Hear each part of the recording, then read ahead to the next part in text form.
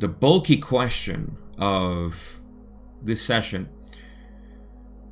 Question 3, Don says, in that case, in the case of, Carla being the way she was and they needed to continue the contact because the energies were invested already, Don says, I will ask, how does the pyramid shape work?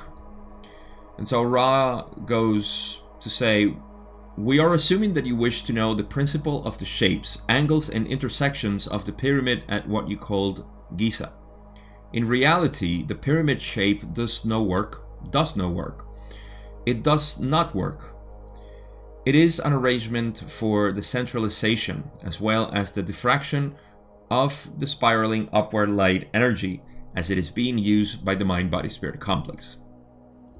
So, the first thing that we can say here is that there is the shape, okay? There is that shape of the pyramid, which does no work. I mean, that is just what it is. That's what they're talking about. The pyramid itself, or the shape, doesn't do anything, but it is the energy that is being funneled there. So that's where we may be thinking, wait a minute. I mean, if the pyramid does no work, then why do they build it? Like, what's the point? Well, to build a pyramid is just to funnel the energy in the way that we're going to explore today. And that is for the purpose of initiation and healing, which is the two things that were accomplished here. There are other speculations that I've heard about the lower subsection of the pyramid, but I'm not going to include it here because it's not raw material related. So the arrangement for the centralization as well as the diffraction of the spiraling upward light energy as it is being used by the mind-body-spirit complex is the purpose of the pyramid itself. The shape does no work. The shape itself. I think this might have to do more with what Don said. Don said, how does the pyramid shape work? And so Ra being very specific, and this is what you gotta love about the raw material. Sometimes it can be confusing because we sort of understand what Don meant by saying, how does the pyramid work? But because he said the pyramid shape work, it's almost like saying, can you tell me how the chassis of the car runs? And you are, maybe in their language, you understand that they're trying to say, how does the car work? Or how does the car move? But because they said the chassis of the car, you are kind of inclined to say, well, the chassis does no work to move the car. Yet, it's the aerodynamic of the car that creates, the possibility of the car staying in one place and not, flying, or because of the speed and the air, the friction and so on. So we get this idea, and this is what Ra is clarifying. So it's important because I guess they didn't want to leave more distortions and say, the shape has nothing to do with it, but it's the energy there. And that's what they focus here. So I think the gist of this comes in when they say, again, it is an arrangement for the centralization, the shape itself, it's an arrangement for the centralization or focusing, as well as the diffraction, that would be spreading, of the spiraling upward light energy, that's the prana, as it is being used by the mind-body-spirit complex. So the pyramid itself does nothing. It's obviously with the individual or the entity there, but it does create the centralization of energy. So Ra says, continues, this is going to be a long answer, by the way, so I'll go section by section. The spiraling nature of light is such that the magnetic fields of an individual are affected by spiraling energy. Certain shapes offer an echo chamber, shall we say, or an intensifier for spiraling prana, as some have called this all-present primal distortion of the one infinite creator. Okay, so following this, we have the spiraling nature of light. is such that concentrated in this way, the magnetic fields of the individual are affected. So what does this all mean? We've heard, especially now with the new age, we're all energy, we have chakras, we're all of this stuff. We have learned through the raw material that the purpose of this, metaphysically at least, the purpose of these energy nexi is for experience. That's what they're there for. There are a sort of custom that the one creator, infinite light, divides itself. And in this division, it can experience itself through these lenses. Now, these lenses can be obscure, opaque, they could be dirty, whatever you want to call it. Distorted is the word that we use. So these distortions are the way we're manifested. And we're looking to lessen these distortions by unblocking, crystallizing, activating, so on. And all of this activation and unblocking is for the harmony of the prana to move in a way that is consonant with the individual. And the individual has, as the word says, an individual configuration for these energy centers to manifest. We all are unique snowflakes in that sense, because the water is being crystallized in a very unique way that we call the mind-body-spirit complex. So this shape, what they're doing in the pyramid is to intensify this energy so as to be felt more. This is my understanding, at least. Don't take me for the ultimate authority here. I'm sure this can be refined much better, but this is what the shape is offering. It's offering an intensification of this energy for the person, basically, to realize more itself. Again, because it's my experience, and this is the same effect that we may feel in a therapeutic psychedelic experience or a long life style of meditation in which you feel and see this. This is how we discovered the chakras. We didn't discover the chakras, as far as I know, with teachings from interdimensional beings. These are teachings from the Eastern philosophies and religions, if we can call them that. I wouldn't call them religions, but some people do. Belief systems. And how do they do it? They realize them within themselves. How do they realize that this is a holographic universe? It's all within us. So, this is something that we discover if we had, of course, the culture, but not here, not on this side of the planet. And that's what we're trying to do with this awakening of the self. So, something else I might want to highlight. They say certain shapes offer an echo chamber. So these shapes, I suppose, will be the Queen and King's chamber, or the initiation and the healing chambers, as I like to call them. And Ra continues and says, or an intensifier for, an echo chamber of this energy, or an intensifier for spiraling prana. Because we're going to use a term that is important for Kundalini here. That's another thing that we have in the raw material. There are two energies. There is the prana and the inner light. The prana is the one that is being intensified here by the pyramid. The prana is what makes us. The prana is like the fountain of our beingness. This is what's being channeled through the red ray, through the root chakra. This energy is coming through, and it's being manifested. It's being absorbed and used by the other energy centers, and refracted when needed, and so on. Or when will it. So this intensifying for spiraling prana is it's part of certain shapes within the pyramids, which I think are the King and Queen's chamber, like I said, as some have called this all-present primal distortion of the one infinite creator. Okay, they're just they're referring to the prana itself. We have called them prana, but it's a primal distortion of the one infinite creator. Why it is a primal distortion? Because this is love light.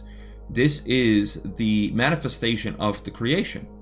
This is love light, light love, that is being emanated from all parts of the universe. This is prana. It's not coming down from the earth. We can visualize it as coming down from the earth, and there are reasons that I don't want to get into for visualizing this, which is very real, but it's coming from everywhere. It's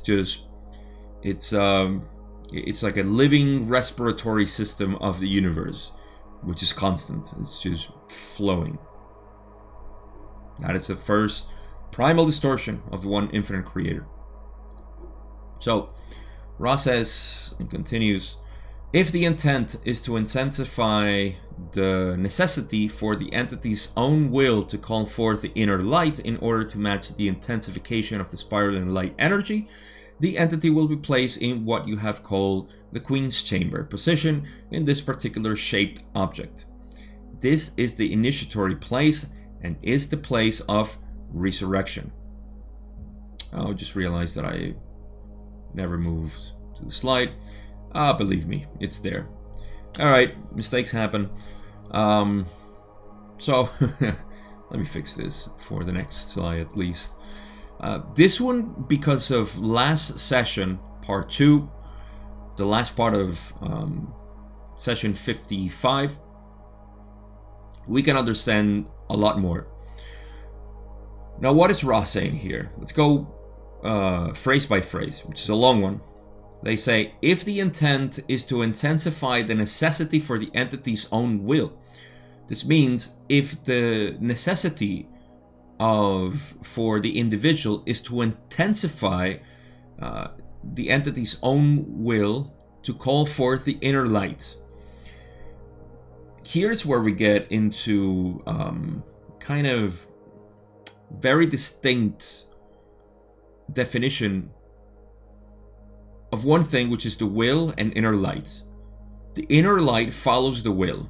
Okay, so it's almost like the beam of light that a flashlight has and the flashlight itself.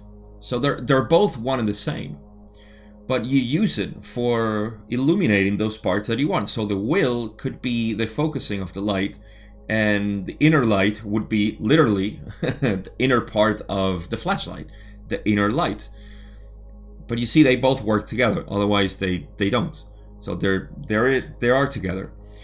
So with that distinction, we can say that the will, which is our intention, is to call forth the inner light. And the inner light just wants to know itself in order to match the intensification of the spiraling light energy. That would be the intensification of the love light that is present in the pyramid at that specific place, which is the Queen's Chamber.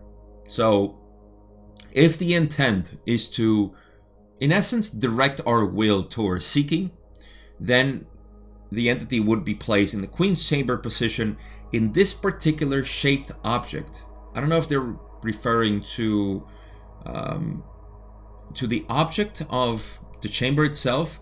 There might be some geometry there that is relevant for the echoing or the intensification or whatever Ra called it in the previous slide. I forgot what they said. Yeah, intensification or echoing chamber. So, all right. So if the person or the entity is desiring to know itself, okay, I want to be initiated into knowing myself, then they would be placed there in the Queen's Chamber. This is the initiatory place and is the place of resurrection. So resurrection is to come alive again. Well, how does that happen? If I'm alive, how do I resurrect within my own life? Well, you see, you think you're alive before awakening. You have a conception of what being alive is. But if you know anything about initiation, awakening, and so on, you would know that your life changes, right? You know that oh my God, I had this one experience, mystical experience, or could be anything. Could be anything that shakes the foundations of your life. And so you find yourself in a place of a lot of turmoil, a lot of conflict, because everything that you believe you were is now being questioned by yourself. How is that possible? You're entering a cognitive dissonance here, in which reality is shining from you, but you're being met by the resistance of your old self. This is the initiatory process. You don't fight it. You resist it for as long as you want until you finally accept it. There is no other choice. Once you're shown reality, there is no way to shy away from it. You can only resist it. And this is the process that everybody's going through. We're all going through some sort of resistance, and all we need to do is accept whatever happens. There's war in Ukraine, accept it. There's another pandemic, accept it. There is an alien invasion, accept it. They are putting me in a concentration camp, accept it. Just accept everything. Otherwise, you're just going to cause conflict, and that would be part of your resistance, So this goes historically, with politics and republics and all this stuff. But I don't want to get into that. So this is the initiatory place. You're going to find that whoosh of energy that is going to show you reality. This is where you see yourself, and you are resurrected into a new self. That was the purpose of the Queen's Chamber. Let's see what else Ra has to say. The offset place, representing the spiral as it is in motion, is the appropriate position for one to be healed. As in this position, the entity's vibratory magnetic nexi are interrupted in their normal flux. Thus, a possibility-probability vortex ensues. A new beginning, shall we say, is offered for the entity, in which the entity may choose a less distorted, weak, or blocked configuration of energy center magnetic distortions. My God, Ra, thank you, and also, what did you say? Oh my God, their wording is just beautiful. So, energy center magnetic distortions. It's not complicated, I promise you. The offset place, representing the spiraling as it is in motion, is the appropriate position for one to be healed. You see, this is where, I gotta confess, there is a diagram. The Jim McCarthy, which I recently interviewed. If you haven't watched the interview, hopefully I'll remember to put it here.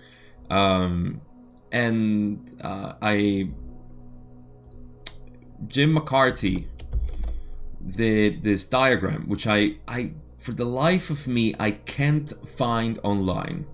And the only picture I have is this one from Scott Mandleker in his video talking about this session, and it's in terrible quality. Scott, why? Why did he have to do this? Why not put a high resolution? I don't know what happened there.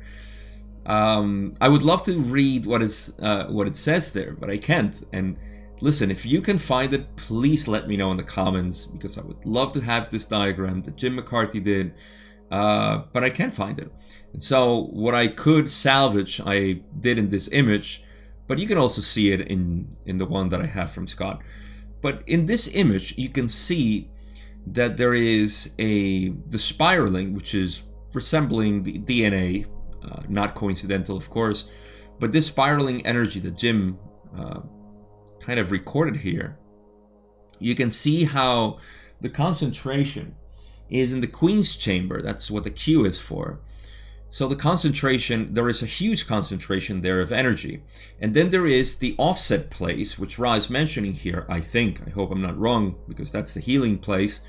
When they say, representing the spiral as it is in motion. So it is on the outer part of the wave where it's in motion. And this one is the appropriate position for the one to be healed. This is the King's Chamber, as far as I know. And it does make sense. So you can see that there is a movement and a concentration of energy, and it's being used in different ways. So what is this doing? Ross says, as in this position, an entity's vibratory magnetic nexi are interrupted in their normal flux. So there's being a sort of a shaking of the normal flux of their energy centers, of the entities. Thus, because of this, a possibility-probability vortex ensues. Basically, the possibility is open for this to happen. And what is to happen? A new beginning is offered to the entity, or for the entity, in which the entity may choose a less distorted, weak, or blocked configuration of energy center magnetic distortions. So in essence, this is the position in which the energy that is affecting the energy centers, in essence, shows the will of the entity, the inner light, to configure them better, to realize what it wants. This is not a machine, and let me state this strongly here. This is not a machine that is creating, it's not a cookie cutter that is creating people enlightened, and they all come out like out of an assembling machine, with the belt running out of the pyramid in one of the shafts. People are coming out like enlightened people, batch number 22, lot number 2055. I don't know. It's not like that. It's an offering.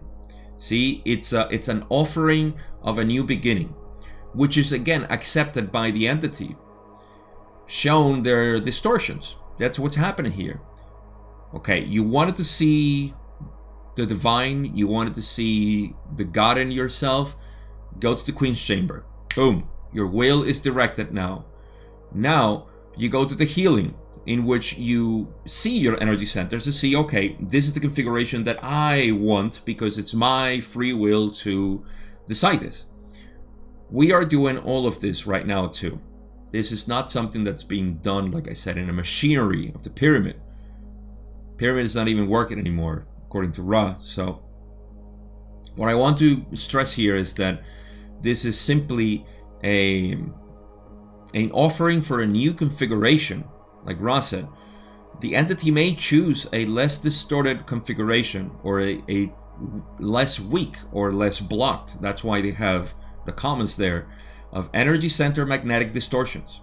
So your energy centers will be shaped according to your desires.